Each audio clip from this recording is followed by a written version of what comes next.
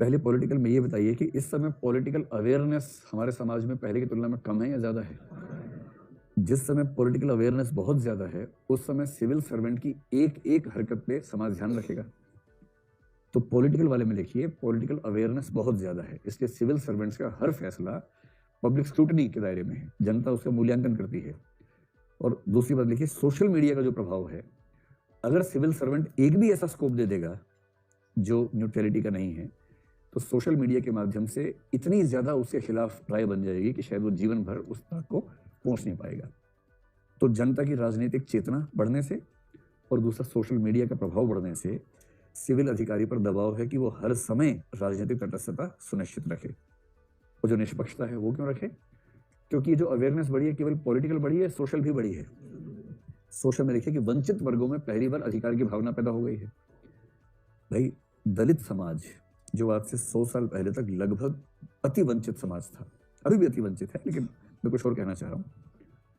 उस समाज में सबसे पहले ज्योतिबा फुले, सावित्रीबाई फुले ऐसे नेता कुछ हुए जो बहुत एग्रेसिव नहीं थे। 20th सेंचुरी की शुरुआत में तमिलनाडु की तरफ कुछ एग्रेशन दिखना शुरू होता है और महाराष्ट्र में अंबेडकर आ गए। तो एग्रेसिव पॉलिटिक्स, लेकिन अंबेडकर की सारी पॉलिटिक्स संविधान के दायरे में है, वो संविधान का उल्लंघन करने की बात नहीं करते हैं। संविधान के दायरे में है और संविधान ही लिखने के मूड में है, लिखा भी है, शानदार लिखा है। उसके बाद बाबू जगजीवन राम बने फेस भारत के दलितों का, जो कांग्रेस के नेता थे, हर मंत्रिमंडल में रहे, लेकिन जो एकदम इस भाव में थे कि बस एक दलित व्यक्ति नेता है ना, केंद्र में मंत्री है ना, बस काफी है, इतना काफी है, शांत एकदम नरम दल। इसके जवाब में काशीराम बीएसपी लेकर आए, पहले DS4 लेके आए, फिर बीएसपी बनाई, जिसमें सुश्री मायावती उनकी उत्तराधिकारी बनी। उनमें एग्रेशन था और काशीराम के एक थप्पड़ ने एक पत्रकार को नेता बना दिया था। उस पत्रकार का नाम है आशुतोष, जो आम आदमी पार्टी के नेता हैं। एक बार कुछ उड़पड़ांग सवाल पूछा तो काशीराम थप्पड़ मारा कस के, उससे वो प्रसिद्ध हो गए बहुत ज्यादा, और ये बहुत प्रसिद्ध बात इंडियन जर्नलिज्म में चलती है।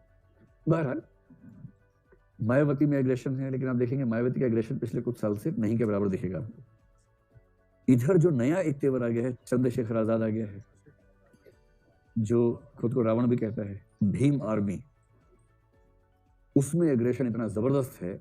मैं एक खास बात आपसे कह रहा हूं, अगर समाज का सबसे वंचित वर्ग इतने एग्रेशन के साथ सामने आ पा रहा है, तो ये अपने आप में एक अचीवमेंट तो है ही कि कम से कम उस समाज के पास अपनी बात इस तरह से कहने की शक्ति आ गई है, हिम्मत आ गई है। ये हिम्मत अपने आप में कितनी संवैधानिक सीमाओं में रहेगी, कितनी रहेगी, उससे बात अलग से कर सकते हैं, लेकिन ये तो है ही। और जिस समाज में वंचित वर्गों में इस तरह के तेवर हों, उस समाज में कोई सिविल सर्वेंट अगर किसी सामाजिक समूह के साथ ठीक बर्ताव नहीं करेगा, तो वो सिविल सर्वेंट ठीक से चल पाएगा? ये चलना मुश्किल हो जाएगा, उसके लिए चलना मुश्किल हो जाएगा।